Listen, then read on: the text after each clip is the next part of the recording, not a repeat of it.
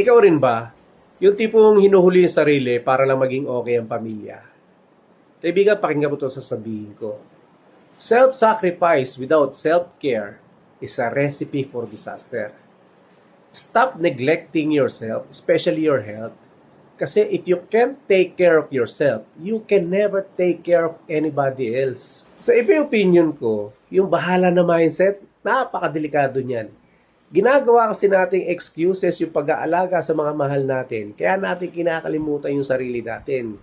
Pero kaibigan, tandaan mo to.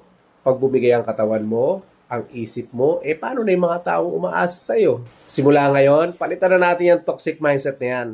Ang pag-aalaga sa sarili ay hindi yan pagiging selfish. Yan ay pagiging responsable. Alagaan mo yung sarili mo. Kumain ka ng tama. Magpahinga kung pagod.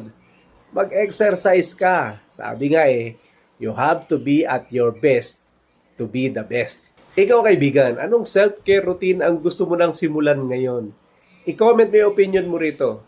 At share mo na rin para sa mga kaibigan nating breadwinner at magulang na kailangan marinig to.